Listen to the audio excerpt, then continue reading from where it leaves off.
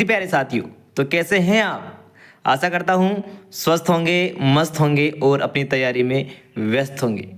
साथियों, आपकी कामयाबी का इंतज़ार कोई करे या ना करे मेरे भाई, लेकिन आपकी माँ आपकी कामयाबी का इंतज़ार ज़रूर कर रही है और मैं सोचता हूँ कि आप अपनी माँ के सपनों पे खरे उतरेंगे। तो आ चुका हूँ आप सबके बीच एक नई क्लास के साथ, जो कि जनरल साइंस की होने वाली है। इस क्लास में आपको बहुत कुछ सीखने को मिलेगा जो कि आपने आज तक सीखा नहीं होगा। मतलब अगर आप पहले भी डाइजेस्टिव सिस्टम को पढ़ चुके हैं तो उसके बाद भी आपको इस क्लास में कुछ नया मिलेगा। और अगर आप बिल्कुल जीरो से हैं तो आपको जीरो से हीरो हम आपको बनाएंगे। बस लास्ट तक बने रहिएगा। चलिए चलते हैं। मैं संजू आपको पढ़ाने वाला हूँ साइंस। हम बात करेंगे पाचन की, डाइजेशन की। पाचन क्या होता है? पाचन होता है जटिल पदार्थों को सरल पदार्थ में तो बदलना, मतलब तोड़ना। किन के द्वारा तोड़ना? दांतों के द्वारा तोड़ना। और दांत की तरह कैसे होते हैं? दांत, दूध के दांत अलग होते हैं और स्थायी दांत अलग होते हैं। दूध के दांत जो हम छोटे थे तब वो जो टूट जाया करते थे, लेकिन वो वापस आ जाया करते थे। और जो स्थायी दांत होते हैं वो टूट जाते हैं तो वो वापस नहीं आते। दूध के दांतों की संख्या जो है वो होती है 20, लेकिन जो स्थायी दांत है वो 32 होते हैं। तो हम इनकी चर्चा यहाँ पर, दांतों की चर्चा नहीं करेंगे क्योंकि वो अगर जनरल साइंस की बात करें तो उसमें वो अलग टॉपिक से बात होगा। ठीक है, तो पाचन की बात करते हैं कि जटिल पदार्थों को सरल पदार्थ में बदलना क्या कहलाता है? पाचन कहलाता है। मतलब मोटे मोटे टुकड़ों को छोटे छोटे टुकड़ों में तोड़ना ही क्या है? पाचन। जल तथा विटामिन छोटे खनिज होते हैं, अतः इनका पाचन नहीं होता है, इनके सीधे अवशोषण होता है। लेकिन अगर हम मोटे टुकड़ों को छोटे टुकड़ों में बदल देंगे, लेकिन जो जल और विटामिन और जो खनिज हैं, मिनरल्स हैं, तो उनका पाचन कैसा होगा? सीधे ही होगा, क्योंकि ये छोटे होते हैं। ठीक है, चलिए चलते हैं। तो साथियों, पाचन जो है दो प्रकार से होता है। इसके अंदर दो चीज़ें होती हैं। एक तो इसके अंदर होती है डाइजेशन ग्लैंड्स, जो कि पाचक ग्रंथियाँ होती हैं, और दूसरी होती है इसके अंदर एलिमेंट्री कैनाल यानी आहार नाल। लेकिन हम यहाँ पर ग्लैंड्स की बात नहीं करने वाले हैं, क्योंकि ये भी एक अलग टॉपिक से हट करके यहाँ पर आ जाता है। तो हम जब बात करेंगे तो सिर्फ करेंगे एलिमेंट्री कैनाल की यानी आहार नाल की। एलिमेंट्री कैनाल की लंबाई जो होती है वो होती है 32 फीट। ठीक है। पाचन तंत्र के अंदर, आहार नाल के अंदर कौन कौन से भागों के बारे में हम आज जानकारी जुटाने वाले हैं, तो वो है पहला मुख गुहा यानी बक्कल कैविटी, ग्रास नली यानी ऊसोफेगस, आमाशय यानी स्टोमक, छोटी आंत यानी स्मॉल इंटेस्टाइन, बड़ी आंत यानी लार्ज इंटेस्टाइन, एंड गुदा यानी एनस। तो चलिए चलते हैं। ये जो आपको दिख रहा होगा, ये इल्यूशन के माध्यम से मैं आपको बताना चाहूँगा कि पाचन कैसे, कौन कौन सा अंग आपका कहाँ पर छिपा हुआ है। आपको एकदम सटीक जानकारी के साथ आपको पता चल जाएगा कि आपको, ठीक है। तो ये देखिए,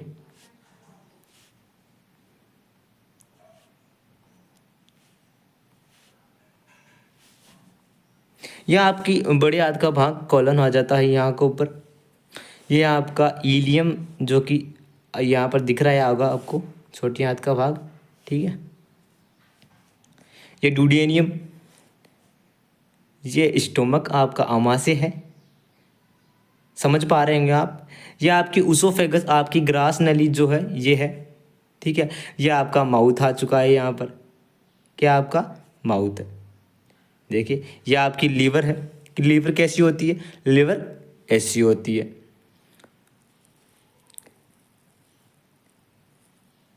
पिताशय को देख लिया आपने।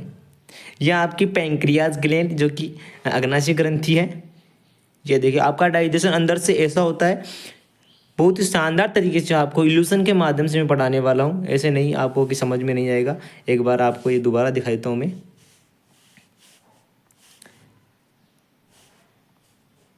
ऐसे मानव की बॉडी अंदर से होती है, ऊपर एक ढांचा होता है स्केलेटल सिस्टम का। यह आपका कॉलन हो गया, बड़ी आंत का भाग।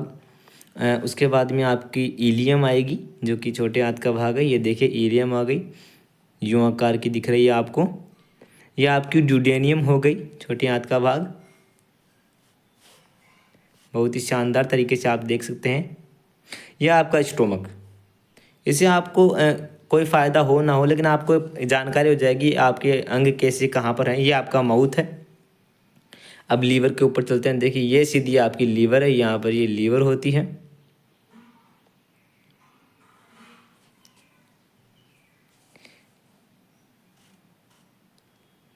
ये आपकी पेंक्रियाज आ गई यहाँ पर। ये देखिए यह आपका डाइजेस्टिव सिस्टम है। चलिए आगे बात करते हैं, देख लिया जितना देखना था। पाचन तंत्र। तो पाचन तंत्र साथियों स्टार्ट कहाँ से होता है? मुख से होता है। पाचन तंत्र स्टार्ट कहाँ से होता है? मुख से, यानी मुख से। भोजन का प्रवेश द्वार क्या होता है? मुख होता है। दांत भोजन को छोटे छोटे टुकड़ों में तोड़ देते हैं। स्टार्टिंग में हमने ये बात कर ली थी कि दांत भोजन को छोटे छोटे टुकड़ों में तोड़ लेते हैं। लार जो है वो, लार में एमाइलेज एंजाइम स्टार्च का पाचन शुरू कर देते हैं।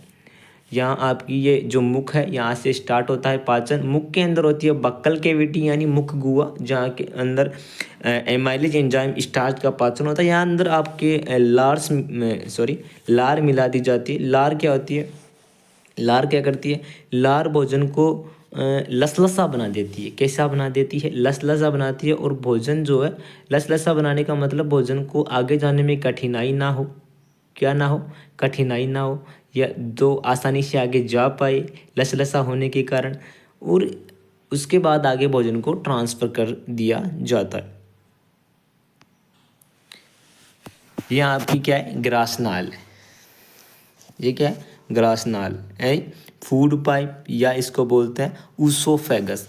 इसकी लंबाई की बात करें तो 5 सेंटीमीटर लंबाई होती है। बक्कल कैविटी के बाद में जो पार्ट आता है वो होता है ऊसोफेगस। उसके बाद ये माउथ है। ये फूड पाइप यहाँ से स्टार्ट हो जाती है। फूड पाइप के पीछे की ओर ही क्या होता है? श्वास नली होती है। और यहाँ अब कुछ साथी बोलेंगे कि भोजन हम करते हैं तो वो अगर श्वास नली और फूड पाइप दोनों साथ हैं तो वो भोजन श्वास नली में क्यों नहीं जाता? क्या कारण है कि श्वास नली में नहीं जाता? तो मैं आपको बता दूं कि यहाँ जो आपको ये भाग दिख रहा है, दोनों श्वास नली और जो फूड पाइप जो भोजन नली है वो यहाँ है। तो इनके ऊपर एक ढक्कन पाया जाता है। क्या पाया जाता है? ढक्कन। जिस ढक्कन को क्या बोलते हैं? ढक्कन को क्या बोलते हैं? बताओ, कमेंट में बताओ। ढक्कन को बोलते हैं एपिग्लोटिस, यानी घाटी ढक्कन। क्या बोलते हैं गठन को? ढक्कन को एपिग्लोटिस, घाटी ढक्कन। घाटी ढक्कन बोलते हैं उसको। क्या बोलते हैं? घाटी ढक्कन बोलते हैं। एपिग्लोटिस बोलते हैं। एपिग्लोटिस का क्या होता है? जब आप फूड को ग्रहण करेंगे तो वो जो ग्लोटिस है वो किस पे आ जाएगा? श्वास नली के ऊपर आ जाएगा और श्वास नली के अंदर भोजन को नहीं जाने देगा। अब कई बार क्या होता है कि हिचकियाँ आती है। हिचकियाँ क्यों आती है? अब आप सोच रहे हैं हमें वो याद कर रही होगी। नहीं मेरे भाई, वो आपको याद नहीं कर रही है। हिचकी का कारण यह है कि कई बार क्या होता है, फूड पार्टिकल, छोटे छोटे कण आपकी श्वास नली के अंदर, आपकी फेरिक्स के अंदर चले जाते हैं, जिसके कारण इसके अंदर से क्या होता है, कुछ कर्मानुकुंचन होता है जिसके अंदर से आपको हिचकियाँ आती है। बाकी कोई दिक्कत वाली बात नहीं होती है, वो आगे चले जाते हैं। ठीक है। अब भोजन जो है ये फूड पाइप में आगे कैसे जाता है? फूड पाइप में भोजन कैसे जाता है? तो जाता है कर्मानुकुंचन गति से। ऐसे जाता है। कर्मानुकुंचन गति से भोजन जाता है। फूड कैविटी से कहाँ जाएगा? स्टोमक में जाएगा। ठीक है। मैंने आपको किसके बारे में बताया? एपिग्लोटिस के बारे में बताया। तो साथियों मैं आपको बता दूं कि एपिग्लोटिस जो है ना, ये एक इम्पोर्टेंट चीज़ है। आपको इसको याद रखना है, इसको भूलना मत।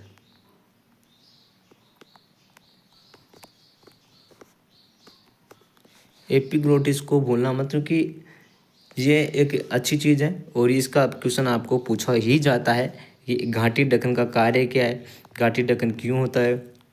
कई बार ऐसे क्वेश्चन आ जाता है कि भोजन श्वास नली में क्यों नहीं जाता है, क्यों नहीं जाता है? तो आपको मैंने बता दिया, क्योंकि यहाँ पर एक गेट लगा हुआ होता है। गेट यानी एपिग्लोटिस। आप तो ध्यान रखो गेट लगा हुआ होता है, यानी 2 कमरों का एक गेट, कभी इस कमरे के लगा दो, कभी इस कमरे के लगा दो, कभी इस कमरे के लगा दो, कभी इस कमरे के लगा दो, ठीक है।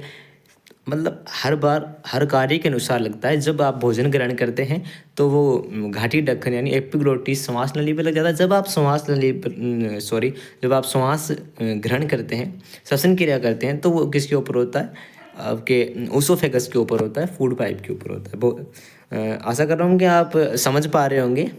तो चलिए चलते हैं। उसके बाद आता है आपका आमाशय, स्टोमक। हर पार्ट के आपको डायग्राम बहुत ही शानदार दिख रहे होंगे। मैं बहुत अच्छे तरह से समझाने का प्रयास कर रहा हूँ। ये आपका है, क्या है, स्टोमक। क्या है साथियों, स्टोमक। कैसा, अब आकृति तो आपको दिख ही रही होगी, कैसी आकृति, जे के आकार की। ABCD तो पढ़ रही होगी ना मेरे भाई। ये आपका जे हो गया, ये देखो जे के आकार की है ना। कई बार पूछा जाता है ये पर्सन, नॉर्मल सा पर्सन, ये आपको पूछ लिया जाता है कि आमाशय की आकृति कैसी होती है, जे के आकार की होती है। ये आपको मैंने जे बना दिया, कभी किसी ने समझाया नहीं होगा, लेकिन हम आपको समझा रहे हैं। क्या होता है कि भोजन अस्थायी रूप से यहाँ संग्रहित होता है। कहाँ संग्रहित होता है, यहाँ आपके स्टोमक में, इसमें भोजन संग्रहित होता है, ठीक है। और HCl, यहाँ पर एक एसिड का सिक्रेशन होता है, हाइड्रोक्लोरिक एसिड, जो बैक्टीरिया को नष्ट करता है। जो फूड के अंदर जो बैक्टीरिया होता है ना, उनको नष्ट कौन करता है, एसिड करता है। तो अब ये जो एसिड होता है ना, इसको अगर आप हथेली के ऊपर ले जाओ लोगे ना, तो आपकी हथेली जल जाएगी। लेकिन आप सोचोगे कि अगर हथेली जल रही है तो ये आमाशय क्यों नहीं जल रहा, क्योंकि आमाशय भी तो बॉडी का पार्ट ही है। लेकिन इसके अंदर, आमाशय के अंदर एक आवरण पाया जाता है, वो आवरण आमाशय को जलने नहीं देता है, और बैक्टीरिया को ये एसिड जो है नष्ट कर देता है। इसके अंदर पेप्सिन एंजाइम पाया जाता है, जो प्रोटीन का, ये गलत हो गया हमारे टाइपर से, प्रोटोन नहीं आएगा यहाँ पर, टाइपिंग मास्टर ने प्रोटीन की जगह प्रोटोन कर दिया। तो प्रोटीन का आंशिक पाचन होता है, भोजन का अद्रव रूप में पाचन होता है। आगे और बात करेंगे इसी स्टोमक की। ये देखिए आमाशय आपका आ चुका है। इसमें भोजन 4 घंटे तक रहता है। कितने घंटे तक रहता है, 4 घंटे तक रहता है। क्या लेता है भाई, 4 घंटे तक यहाँ तक, क्योंकि यहाँ पर पाचन होगा इसलिए लेता है। तथा आमाशय के 3 भाग होते हैं। अब आमाशय के 3 भाग कौन कौन से हैं उनकी बात कर लेते हैं साथियों। अगर स्पीड तेज है तो धीरे बोलूँ। आमाशय के कितने भाग होते हैं, 3 भाग, cardiac, fundic, pyloric. Cardiac, fundic, pyloric. Cardiac, fundic, pyloric. ऊपरी भाग है कौन सा, कार्डियक। ये वाला क्या है, कार्डियक है। ये कौन सा भाग है, कार्डियक। और कार्डियक का कार्य क्या, ऊपरी भाग कार्डियक HCl निर्माण का करता है, जीवाणुनाशी होता है, भोजन को तोड़ता है, छोटे छोटे पार्टिकल्स के रूप में, छोटे छोटे टुकड़ों के रूप में तोड़ता है भोजन को। कौन, कार्डियक तोड़ता है। उसके बाद आपका आता है फंडिक। ये फंडिक हो गया, कांटानुमा रूसी भोजन को रोक कर रखता है तथा भूख लगने पर पेट में छिदता है, मतलब भूख लगने पर बता देता है। और पाइलोरिक क्या होता है, इसका जो लास्ट का पार्ट है आमाशय का, स्टोमक का 3rd पार्ट, ये वाला पाइलोरिक है। ये वाला क्या है, पाइलोरिक है। पाइलोरिक जिसके अंदर जठरस का श्रवण होता है। जठरस रेनिन बराबर, जठरस में कौन कौन से एंजाइम होता है, रेनिन और पेप्सिन, ठीक है। मैं इसको इरेज कर देता हूँ ताकि आपको स्क्रीनशॉट लेने में दिक्कत ना आए, ठीक है। ये लो, मैंने इसको इरेज कर दिया है। बहुत ही शानदार तरीके से हमने आमाशय को पढ़ लिया है। तो साथियों क्या पढ़ा हमने, तो मेरे भाई हमने पढ़े कि स्टोमक के 3 पार्ट होते हैं, कार्डियक, फंडिक और पाइलोरिक। इतने पर्सन नहीं आएंगे कि इसके अंदर क्या होता है, पर्सन आएगा तो जाएगा कितने पार्ट होते हैं, 3 पार्ट होते हैं। और इसके अंदर कौन सा एसिड पाया जाता है, HCl पाया जाता है। एंजाइम कौन से पाया जाता है, रेनिन और पेप्सिन पाया जाता है। चलिए आगे चलते हैं, ज़्यादा टाइम आपका ना लेते हुए। उसके बाद आ जाती है आपकी यकृत। यकृत पित्ताशय का निर्माण करता है। क्या, किसका निर्माण करता है, पित्ताशय का। मैंने आपको दिखा दी होगी यकृत, कुछ ऐसी थी यकृत, देखा होगा। यकृत लीवर शरीर की सबसे बड़ी ग्रंथि है। द लार्ज क्या है, लार्ज ग्लैंड है, क्या है, लार्ज ग्लैंड है। ठीक है। वयस्क मानव में यकृत का वजन 1.2 से 1.5 किलोग्राम होता है। कितना होता है? 1.2 से 1.5 किलोग्राम भाई साहब, 1.5 किलो वजन के अंदर होगा। ठीक है। उदर गुहा में यकृत कोशिकाओं से पित्त स्रावित होता है, पित्त रस का स्रावित करता है, जो यकृत वाहिनियों से होता हुआ पित्ताशय में सांद्रित हो और संग्रहित होता है। अब ये जो यकृत जो पित्त रस का स्रावण कर रही है ना, वो यकृत वाहिनियों से जाकर के कहाँ चला जाता है? अपने पित्ताशय के अंदर चला जाता है। पित्ताशय के अंदर चला जाएगा और ये पित्ताशय के अंदर जाकर के इकट्ठा हो जाएगा और पित्त रस का स्रावण धीरे धीरे होता रहेगा। देखिए, यकृत मानव शरीर का सबसे बड़ा भाग तथा सबसे भारी आंतरिक भाग है। कौन? यकृत। देख लो, ये लो आपकी यकृत। ठीक है। शायद मैंने आपको पीछे यकृत की जगह पित्ताशय का डायग्राम बता दिया होगा। ये देखो, ये पित्ताशय कुछ ऐसा होता है, पित्ताशय। ठीक है। ये यकृत आ गया आपका। ठीक है। तो यकृत सबसे बड़ा बाहरी आंतरिक भाग क्या है? तो ये यकृत है। लेकिन सबसे बड़ा बाहरी भाग क्या है? वो तो आपको सबको पता है कि अपने ऊपर सबसे बड़ा आवरण दिख ही रहा होगा आपको। तो क्या है सबसे बड़ा आवरण? वो है आपकी स्किन, आपकी त्वचा। यकृत के कार्य की बात करेंगे। यूरिया का निर्माण कौन करता है भाई साहब? यकृत करता है। ग्लाइकोजन का निर्माण कौन करता है? यकृत करता है। ग्लूकोज की अधिकता से रुधिर शर्करा, यानी रुधिर शर्करा को मतलब शुगर कौन हो जाओ? शुगर होया करे ना, शुगर हो जाओगी। रुधिर में शर्करा की मात्रा बढ़ जाती है और फिर आपको इंसुलिन की इंजेक्शन दिए जाते हैं, जो आपको अच्छे लगते हैं इंजेक्शन। जो इंसुलिन वो क्या करता है? ग्लाइकोजन में उसको बदल देता है। ठीक है। अब उसके बाद में आपको बता दें कि इसके अंदर क्या होता है कि वसा का संग्रहण करना इसका कार्य, विटामिन का संग्रहण करता है। वसा घुलनशील विटामिन ए, डी, ई के। अब वसा में घुलनशील विटामिन कौन सी है? ए, डी, ई के, ए, डी के, ए, डी के, ए, डी के। ये पर्सन इम्पोर्टेंट नहीं, महा इम्पोर्टेंट है मेरे भाई। याद कर ले कि वसा में घुलनशील विटामिन कौन से हैं? तो ए, डी, ई के, ए, डी के, ए, डी के, ए, डी के। ठीक है। शराब तथा नशीले पदार्थ का उपाचन करना, भक्षण करने की क्षमता, कुफर कोशिकाओं के माध्यम से भक्षण करने की इसके अंदर क्षमता पाती है। पित्तरस का निर्माण करता है भाई साहब। पित्तरस की मात्रा कितनी होती है? 600 से 700 ml प्रतिदिन। एक मानव के अंदर 600 से 500 ml पित्तरस की मात्रा प्रतिदिन होती है। याद कर लेना, इम्पोर्टेंट लाया हूँ, छांट करके लाया हूँ। पित्तरस का pH कितना होता है? ये भी इम्पोर्टेंट है। 7.5 से 8.5 pH होता है किसका? पित्तरस का। चलिए, तो ये स्लाइड है ना, आपको भाई कम से कम 5 नंबर दे जाएगी। स्क्रीनशॉट मार लो, 5 नंबर दे जाएगी आपको ये लो, मैं इसको इरेज कर देता हूँ। ठीक है, चलते हैं। उसके बाद आता है अग्नाशय, पैंक्रियाज। क्या है? अग्नाशय, पैंक्रियाज। बहुत ही शानदार आपको डायग्राम दिख ही रहा होगा आपको। देखो, मैं हर चीज़ का, हर पार्ट का अच्छे से डायग्राम हाईलाइट करके लाया हूँ ताकि मेरे साथी आराम से समझ सकें, उनको दिक्कत नहीं आए। तो आप मेरे भी दिक्कत ना लाएं, चैनल को सब्सक्राइब भी कर दें। ये आ गया अग्नाशय, पैंक्रियाज। अग्नाशय एक ग्रंथि है जो एक पेट के नीचे स्थित होती है। पेट अर्थात स्टोमक के नीचे स्थित होती है। ये पाचक रस, पैंक्रियाटिक जूस बनाता है, यानी पाचक रस बनाता है। इसमें एंजाइम होते हैं जो कार्बोहाइड्रेट, प्रोटीन और वसा को तोड़ते हैं। हमारे जो टाइपिंग मास्टर है ना, वो प्रोटीन को प्रोटॉन रखते हैं, क्योंकि वो फिजिक्स पढ़ाते हैं तो हर बात प्रोटीन को प्रोटॉन कर देते हैं। कार्बोहाइड्रेट, प्रोटीन और वसा को तोड़ते हैं। इंसुलिन हार्मोन भी यहीं से बनता है। ये लो भाई, इंसुलिन हार्मोन कहाँ से बनता है? यहाँ से बनता है। कहाँ से? पैंक्रियाज ग्लैंड से इंसुलिन हार्मोन बनता है, जो रक्त में शर्करा का नियंत्रित करता है।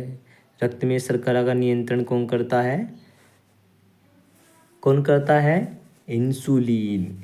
आपके अंदर शुगर हो जाएगी तो कौन सा हार्मोन कौन काम आएगा?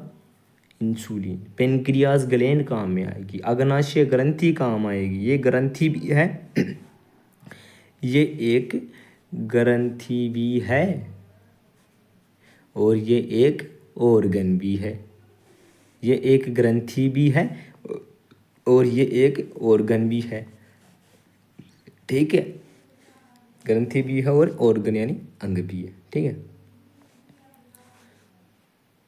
अब बात कर ले हैं छोटी आंत की, स्मॉल इंटेस्टाइन की बात कर लेते हैं। यहाँ पर कोई ध्यान नहीं देगा, ऐसे ही होगा गलती से। ठीक है, स्मॉल इंटेस्टाइन की बात कर लेते हैं। छोटी आंत आहार से पोषक तत्वों को अवशोषित कर लेते हैं। ये आपको यूं आकार की आपको हमारी छोटी आंत जो है दिख ही रही होगी, छोटी आंत दिख रही होगी यूं आकार की।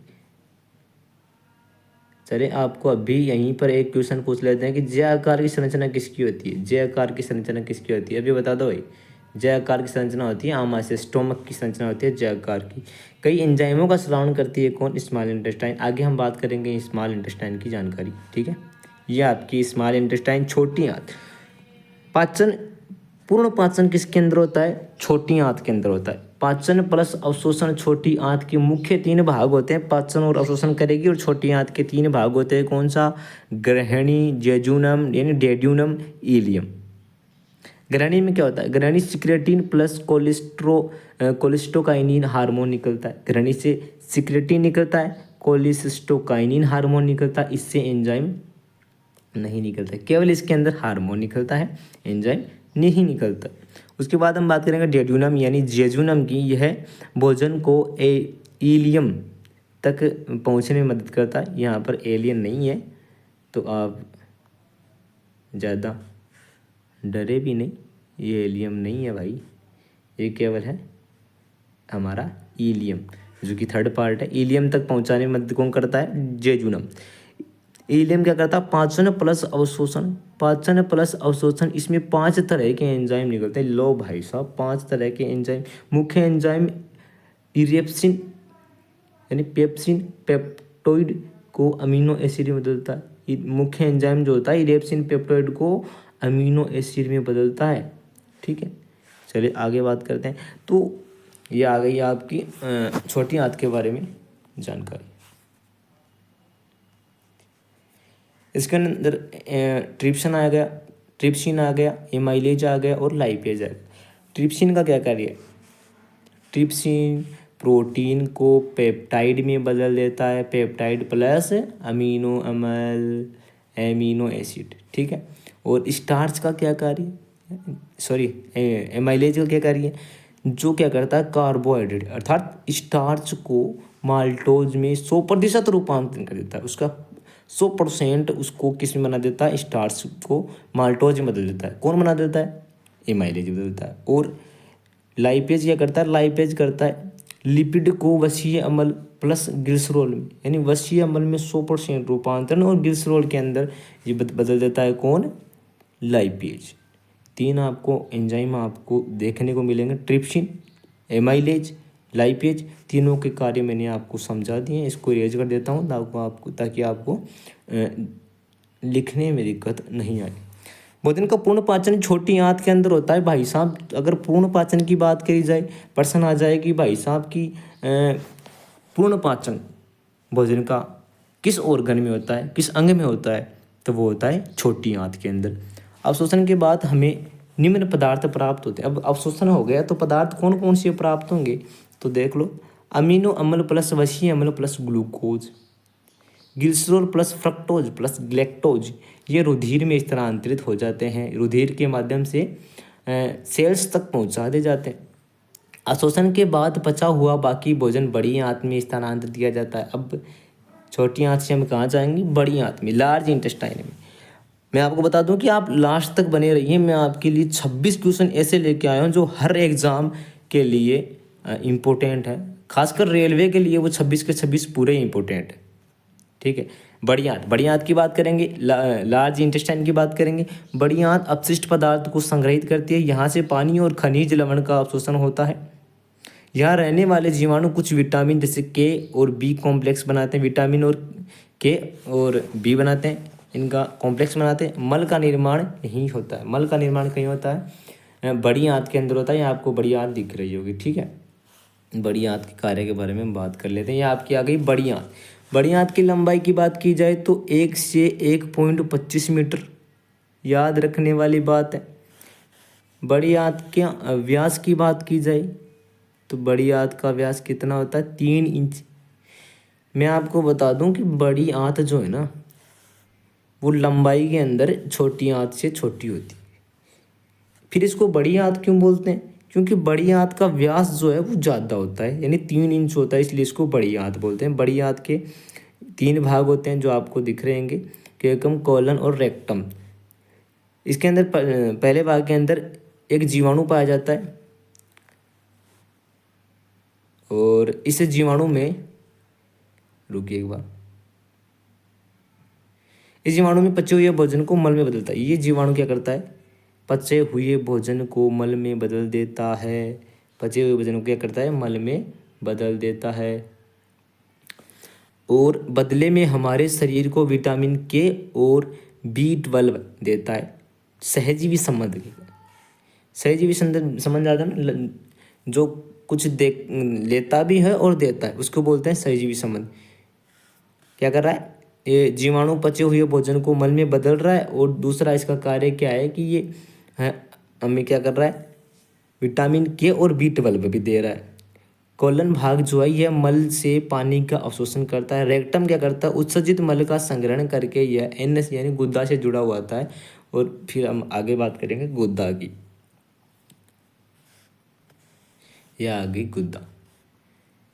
हमारे डाइजेस्टिव सिस्टम का जो लास्ट पार्ट है वो है गुद्दा, लास्ट ऑर्गन। गुद्दा पाचन तंत्र का अंतिम भाग है, ये देख लीजिए। यह मल का अस्थायी रूप से संग्रहण किया जाता है। जब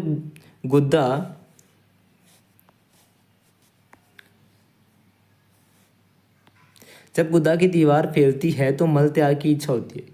जब गुद्दा की दीवार फैलती है, दीवार फैलेगी तो मल त्याग की इच्छा होगी, गुद्दा द्वार से मल बाहर निकाल दिया जाता है और डाइजेशन की जो प्रोसेस है वो पूरी हो जाती है। चलिए आगे बात करते हैं।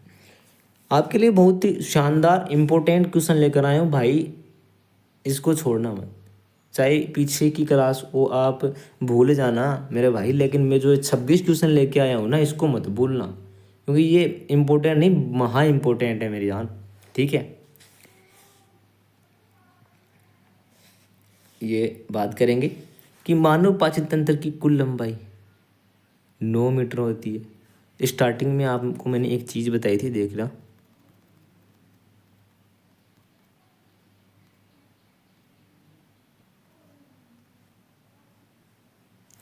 आहार नाल की लंबाई कितनी होती है? 32 फीट। और ये एलिमेंट्री कैनाल की लंबाई 32 फीट है। ठीक है, अब चलते हैं।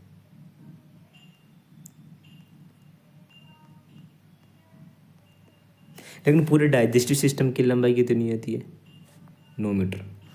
इस 9 मीटर के अंदर 32 फीट की जो क्या होती है, क्या होती है? Alimentary canal. अब आप बोलेंगे यार नॉर्मल हाइट जो है मैन की कितनी होती है? नॉर्मल हाइट कितनी होती है? नॉर्मल हाइट लगभग 6 हो जाती है, 6.5 मान लो। लेकिन 9 मीटर का ये जो पाचन तंत्र भाई साहब रुका कहाँ हुआ है, ये देखो। चलो इस बात को छोड़ो, आप हमें याद रखना 9 मीटर। ग्रसनी उसोफेगस की लंबाई की बात की जाए तो 25 सेंटीमीटर। आमाशय की बात की जाए 25 सेंटीमीटर। छोटी आंत की बात की जाए, छोटी आंत की लंबाई होती है लगभग 6 मीटर। भाई साहब आपकी जो पूरी हाइट होती है ना उसकी तो कई गुना हो गई है, 6 मीटर। ठीक है, और ड्यूडियोनम की बात की जाए 25 सेंटीमीटर। जेजुनम की बात की जाए 2.5 मीटर की। इलियम की बात की जाए 3.5 मीटर की। बड़ी आंत की बात की जाए 1.5 मीटर की। अब बड़ी आंत है 1.5 मीटर की और आपकी छोटी आंत है 6 मीटर की। अब बोलोगे यार बात इसकी, मैंने आपको पीछे बताया कि बड़ी आंत का केवल व्यास ज़्यादा होता है, इसका व्यास 3 इंच का होता है, 3 इंच का होता है, लेकिन इसकी लंबाई जो है वो कम होती है, इसलिए आपको बड़ी आंत बोलते हैं। ठीक है, इसको इरेज कर दूँ मैं। रेक्टम की लंबाई की बात करें तो 12 से 15 सेंटीमीटर रेक्टम की लंबाई होती है। बड़ी आंत की 1.5 मीटर होती है। ठीक है, भूलना मत इन 5 से 6 स्लाइड को। उसके बाद पाचन रस और एंजाइम की बात की जाए तो लार में कौन सा एंजाइम पाया जाता है? लार में पाए जाने वाला एंजाइम टाइलिन। पेट में प्रोटीन पचाने वाला एंजाइम पेप्सिन। HCl यानी हाइड्रोक्लोरिक का कार्य क्या है? पेप्सिन को सक्रिय करना और जीवाणु को नष्ट करना। मैंने बताया था आपको स्टोमक के अंदर कि बैक्टीरिया को नष्ट करता है। वसा का पाचन शुरू कहाँ होता है? इम्पोर्टेंट क्वेश्चन है भाई साहब। पहली बात तो ये क्वेश्चन आ जाए कि पाचन शुरू कहाँ से होता है। पाचन शुरू कहाँ से होता है? तो पाचन शुरू होता है माउथ से, ठीक है। और अगर बात आ जाए कि वसा का पाचन शुरू होता है, वसा का पाचन और पाचन शुरू, इन दोनों में अंतर। वसा का पाचन होता है ऐसा ही से, यानी स्मॉल इंटेस्टाइन से, ऐसा ही से स्टार्ट होता है, ठीक है। कहाँ से स्टार्ट होता है? ऐसा ही से। और संपूर्ण जो पाचन है वो कहाँ से स्टार्ट होता है? वो होता है मुख से। पित्तरस का निर्माण यकृत के अंदर, पित्तरस यानी लीवर के अंदर पित्तरस का निर्माण। पित्तरस का संग्रहण कहाँ होता है? पित्तरस का निर्माण और संग्रहण दोनों अलग अलग चीज़ है मेरे भाई। तो पित्तरस का निर्माण होता है लीवर के अंदर और पित्तरस का निर्माण होता है पित्ताशय। इंसुलिन हार्मोन का निर्माण क्या होता है? पैनक्रियाज में होगा, हमने पढ़ा था पैनक्रियाज, ये जो कि एक ऑर्गन भी और एक ग्लैंड भी है, ठीक है। इस स्लाइड को भी याद रखना। बात करते हैं पाचन तंत्र के अंग और कार्य। कौन से अंग का कार्य क्या है, ठीक है। पाचन तंत्र की सबसे बड़ी ग्रंथि कौन सी है? यकृत, लीवर, हमने पहले भी बात किया। और मानव शरीर का बाहरी भाग जो कौन सबसे बड़ा है वो है, बताया होगा मैंने, बताओ कौन सा? स्किन है बाहरी भाग, लार्ज बाहरी भाग की बात की जाए, ठीक है। और पाचन तंत्र की सबसे लंबी ग्रंथि अग्नाशय। कार्बोहाइड्रेट का पाचन शुरू होता है मुख से मेरे भाई। प्रोटीन का पाचन शुरू कहाँ से होता है? आमाशय से। वसा का पाचन छोटी आंत से। छोटी आंत में अवशोषण किस संरचना में होता है? Villus, villus, villi. बड़ी आंत का मुख्य कार्य पानी व लवण का अवशोषण करना। यहाँ पर फूड पार्टिकल वाला कोई वो नहीं हो रहा है, अवशोषण नहीं हो रहा है, केवल पानी और लवण का, जल और लवण का अवशोषण होता है। मल का निर्माण बड़ी आंत के अंदर और मल का निष्कासन गुद्दा के अंदर। ये क्वेश्चन आपको कन्फ्यूजन में डालने वाला है, हर क्वेश्चन आपको कन्फ्यूजन में डालेगा क्योंकि एक दूसरे से रिलेटेड है। देखो, पाचन तंत्र की सबसे बड़ी ग्रंथि यकृत, ये चलो यहाँ पर होगी। पाचन तंत्र की सबसे लंबी ग्रंथि अग्नाशय और पाचन तंत्र की सबसे बड़ी ग्रंथि यकृत, दोनों देखो मिल जुलते हैं, ठीक है। और कार्बोहाइड्रेट का पाचन शुरू कहाँ से होता है? मुख से। और पाचन शुरू कहाँ से होता है? वो भी मुख से। प्रोटीन का पाचन कहाँ से शुरू होता है? तो वो होता है आमाशय से। वसा का पाचन शुरू कहाँ से होता है? छोटी आंत से। और छोटी आंत में अवशोषण किस संरचना से होता है? विलस से होता है। बड़ी आंत का मुख्य कार्य H2 और लवण का अवशोषण। मल का निर्माण कहाँ होता है? बड़ी आंत। मल का निर्माण बड़ी आंत में और मल का निष्कासन गुद्दा के अंदर। विटामिन व अवशोषण की बात करते हैं यहाँ पर, तो विटामिन B12 का अवशोषण छोटी आंत, इलियम के अंदर, छोटी आंत के इलियम भाग के अंदर, छोटी आंत यानी B12 का अवशोषण होता है छोटी आंत के अंदर। बड़ी आंत में जीवाणु बनते हैं, नहीं बनाते हैं, विटामिन के व विटामिन बी कॉम्प्लेक्स रूप में दोनों मिलकर के बनावे जीवाणु बनाते हैं। वसा घुलनशील विटामिन, वसा के अंदर घुलनशील विटामिन कौन से? A, D, E, K। ये पर्सन आप भूलना मत मेरे भाई, ये पर्सन हर एग्जाम में आता है और इस बार भी आपकी एग्जाम में आपको पेपर में देखने को मिलेगा। भूल गया मतलब फिर बोलना मत मेरे से। जल में घुलनशील विटामिन, ये भी खतरनाक है, बी कॉम्प्लेक्स और सी, बी समूह के रूप में, और सी किसमें? जल में घुलनशील। आप याद ही करो ना, मैं आपको ट्रिक बताऊँ, ADK याद करते रहो, 5-7 बोलो, ADK ADK ADK ADK ADK करोगे तो वसा में घुलनशील विटामिन याद हो जाएगी। बी कॉम्प्लेक्स और सी किसी में पाया जाता है? जल में घुलनशील, ठीक है। मैं आपको एक बात बता दूं कि पीछे का जो डाइजेशन सिस्टम की जो क्रियाविधि है, जो ऑर्गन्स के बारे में मैंने बताया, वो आप चाहे पढ़ें या ना पढ़ें, लेकिन ये जो 6 स्लाइड जिसके अंदर मैंने 26 क्वेश्चन बताए हैं, अगर आप ये पढ़ लेते हैं तो आपका बेड़ा पार हो जाएगा मेरे भाई, ठीक है। और पढ़ेंगे ज़रूर यार, ठीक है। अब ये एक इल्यूशन आपको दिखा देता हूँ, इसके माध्यम से आप थोड़ा और समझने का प्रयास करें।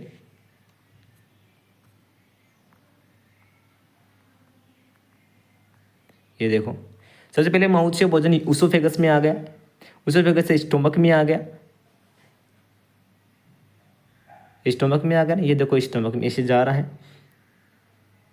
देखते रहो देखते रहो, स्मॉल इंटेस्टाइन के अंदर हमारा फूड आ चुका है साथियों। अब कहाँ जाएगा बताओ? ये आपकी लार्ज इंटेस्टाइन में आ गया, और लार्ज इंटेस्टाइन से भोजन आ जाता है एनस में, और डाइजेशन की क्रिया क्या हो जाती है? कंप्लीट हो जाती है। और अगर आपको क्लास अच्छी लगी तो क्लास का शेयर कर देना, चैनल पर नए हो तो चैनल को सब्सक्राइब भी कर देना, और कमेंट में बताना कि कैसी लगी क्लास, और हमारे टेलीग्राम चैनल को ज्वाइन कर दिए, क्योंकि मैं वहाँ पर ऐसे क्वेश्चन डालता रहता हूँ। जय हिंद।